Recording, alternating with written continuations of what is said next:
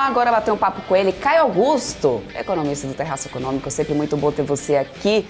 Seja sempre bem-vindo, Caio. E aí, Gabriel? E aí, Débora? Boa tarde para todo mundo que nos assiste pela gloriosa BMC News. Ótima tarde. Caio do céu, a gente tem uma novela mexicana acontecendo. Essa semana parece que não termina nunca, né? Vai ter aí aumento da meta? Não vai ter aumento? Vai mexer aí na independência do Banco Central? Não vai mais mexer na independência do Banco Central? Cada hora é uma notícia. E aí, no final das contas, o meu questionamento é, qual que é a probabilidade, na tua opinião, dessa mudança na independência do Banco Central? Lira já bateu o martelo dizendo que isso não vai retroagir em relação a isso. Mas Lula parece que ele inflamou ali toda a base dele, jogou a bomba, saiu, agora ele está só olhando a galera brigando ali na frente. Dá um tiro no pé? Olha, eu não queria assustar ninguém que está nos assistindo, mas isso não é um tiro no pé, isso é um tiro na cabeça, porque a grande ideia por trás de quem, principalmente economistas mais liberais, que tinham a tese, olha, acho que o Lula representa um risco menor, institucional e tudo mais, era de que minimamente ele observaria que, diante de um mundo que passa, né, por várias complicações num ano como esse, que até tem sido enxergado de maneira, a meu ver, um pouco exótica, né? Não, parece que está dando tudo bem, acho que nem vai ter recessão, enfim, não estou entendendo quem está levantando essa hipótese. Mas, enfim, diante de um ano em que, por um lado, temos muitos riscos externos, muitas questões complicadas a serem resolvidas, e, por outro, temos aqui no Brasil um país muito bem posicionado, tendo em vista boom de commodities, e nós somos muito fortes, nossa pauta externa é muito forte, ligada a commodities,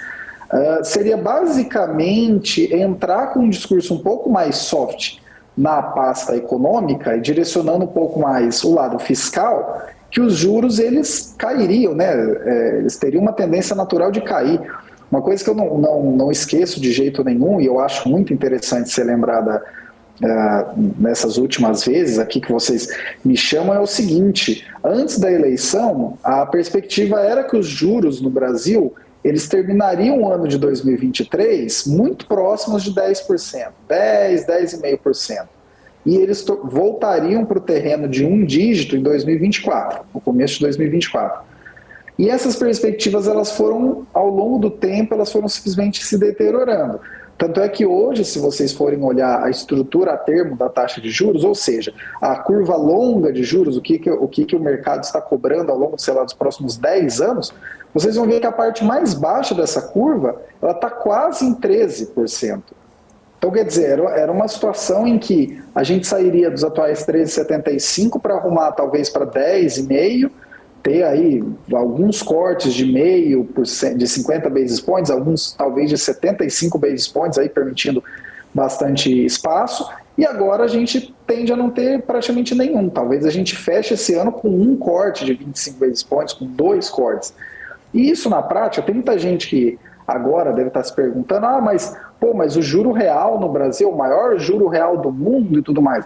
Só que uma coisa que vocês não podem se esquecer, e isso tem a ver também, Débora, com esse ponto que você colocou, será que muda a meta de inflação ou não? O problema é que é o seguinte, essa questão específica da mudança da meta, sinceramente, eu acredito que vai acabar mudando. Não sei se vai de 3 para 3,5, de 3 para 4, mas vai acabar tendo alguma mudança.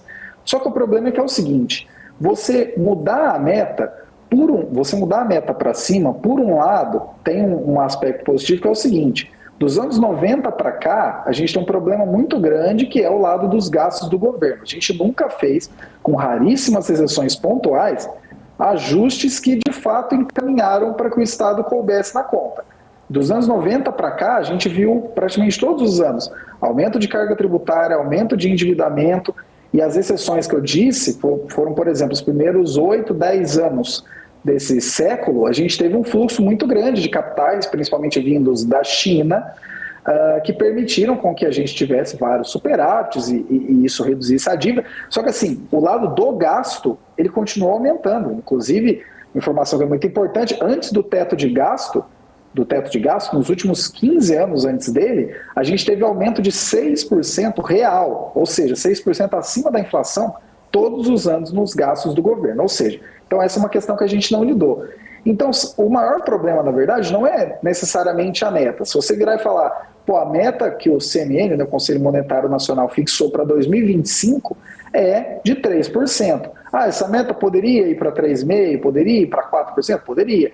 O problema é que esse poderia, ele leva em consideração um asterisco muito importante chamado: existe alguma coisa crível do lado fiscal que diz, a gente vai controlar as contas e vai permitir com que a inflação não desancore? Não, isso não existe atualmente. Tá, e tem uma expectativa de que isso deve vir em abril, com o novo arcabouço fiscal e tudo mais, mas até agora a gente não tem nada. Aquele pacote que foi colocado pelo Haddad, o Banco Central não me deixa mentir, né, na sua última decisão de manutenção em 13,75, isso sequer foi citado na ata. Nem no comunicado que foi dado após a reunião do Copom e nem na ata que saiu alguns dias depois, isso sequer foi citado, porque é muito pouco crível. Absolutamente pouco crível. Tem ali receitas extraordinárias, 60 bilhões. Receita extraordinária da onde? O mundo vai desacelerar, da onde você está tirando receita extraordinária? Tem um item também que eu achei surreal, expectativa de arrecadação com uma espécie de delação das pessoas que não estavam pagando imposto de renda. Um negócio absolutamente surreal. Se você for ver, metade daquilo ali você talvez consegue fazer, e a outra metade, assim, aquelas promessas de virada de ano são muito mais críveis, né? Tipo, a pessoa fuma há 30 anos, ela fala, não, mas esse ano eu vou parar de fumar. Dia 2 ela já está fumando. E mais ou menos o escopo daquelas promessas. Mas o problema maior é que é o seguinte: para além de não encaminhar uma questão que está com o diagnóstico basicamente dado há 20 anos, eu não estou exagerando nessa expressão, e tem muita gente boa, tem persuarida, tinha um monte de gente muito qualificada ali por perto, para além de aparentemente não ouvir esse diagnóstico, o governo ainda briga com moinhos de vento. Esses juros aí, para você que está nos assistindo, eventualmente compra essa tese, que não faz o menor sentido, de que o Banco Central persegue o governo Lula. Pô, hoje nós estamos no dia 10 de fevereiro. A taxa de juros está em 3,75%, né, foi mantida agora em 3,75%. Ah, meu Deus, mas está muito alto. Ok, mas essa taxa saiu de 2% e veio a 13,75 justamente por riscos fiscais que já eram alertados e já eram sentidos pelo mercado há muito tempo, há trimestres. Desde basicamente aquela situação em 2021, quando se falou, olha, os precatórios, aqueles não encaixam muito, então vamos colocar um limite. Aí muita gente falou, pô, mas precatório literalmente você tem que pagar, porque está ali transitado em julgado, não tem mais decisão judicial nenhuma, ele caiu no precatório, quer dizer que você tem que pagar. Quando aquilo ali começou a ser negociado e a gente vai ter um teto, depois a gente vê como é que paga o resto, o risco fiscal já começou a subir. Então, quer dizer, essa ideia, o Banco Central me persegue e tudo mais, isso não faz o menor sentido. E outra coisa também que eu acho muito desarrazoado é essa discussão eterna de qualquer coisa que foi colocada no governo anterior, necessariamente é ruim, necessariamente tem que ser desmantelada. Gente, isso não faz o menor sentido. Essa discussão, por exemplo, também recente, não, a gente vai sentar com o Uber, vai enquadrar o Uber. Se o Uber não topar, aí a gente chama os Correios para fazer um aplicativo. Pelo amor de Deus, não é possível. Ficaram 2 meses em transição com, 650 mil pessoas, porque todo dia aparecia uma pessoa nova na transição, e aparentemente não viram nada. A ideia foi ficar 2 meses em transição para dizer que estava uma catástrofe e agora vai ter que mudar tudo. É basicamente isso, é isso que a gente chegou. Então a expectativa ela tem ficado cada vez mais negativa. Desculpa, ela tem ficado cada vez mais negativa em virtude disso. Não se vê o diagnóstico que está dado.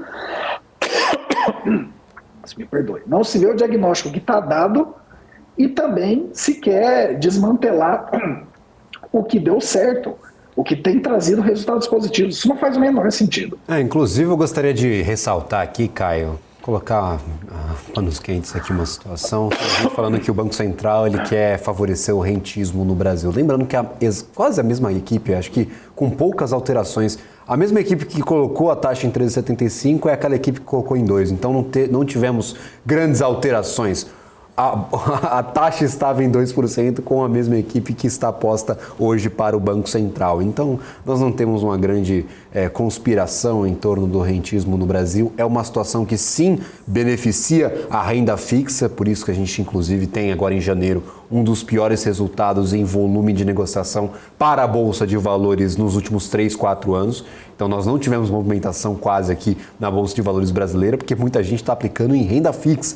Isso é uma situação, mas é muito mais um sintoma do que o objetivo do Banco Central. Nós temos aí, como eu mencionava, a mesma equipe e tivemos alguns bancos reportando resultado muito negativo. Então, se alta taxa de juros beneficia banco, porque, claro, tem a cobrança ali dos juros dos empréstimos, por que os bancos estão apresentando resultado negativo nesse último trimestre de 2022? Por que a gente tem o Itaú perdendo lucro? Claro, um resultado consistente animou o mercado, mas está perdendo lucro 7% em comparação com 2021. Nós temos agora Bradesco perdendo lucro, nós tivemos Santander com um resultado meio mais ou menos, nós temos Banco Pan, que é um banco digital, também com resultado negativo. Então, a gente não tem um setor bancário que está se beneficiando há um ano aí, desde que começaram a subir os juros no Brasil, dessa subida, desses juros altos no Brasil.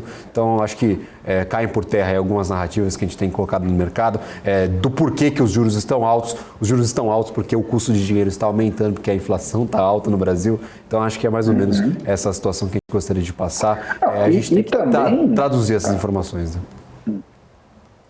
E também tem uma coisa que é muito... A gente precisa desmistificar, que é o seguinte: quando os juros está elevado, na verdade, ele não está melhorando a situação de ninguém. Absolutamente ninguém. Por quê? A pessoa pode falar, mas é a pessoa que está comprando tesouro direto. O governo, para rolar a sua dívida, ele disputa com todo o resto da economia. Isso parece que eu falei muito economês, mas vamos falar em bom português. A 13,75% de juros e sem muita perspectiva de cair, é muito diferente você virar e falar assim: eu vou tirar da gaveta aquele grande projeto que eu gostaria de ter tirado, versus o que acontecia quando você tinha juros a 5, 6, sei lá, o natural do Brasil, 6, 7, 8%. Entendeu? Então, na verdade, quando você faz isso, você drena boa parte da economia.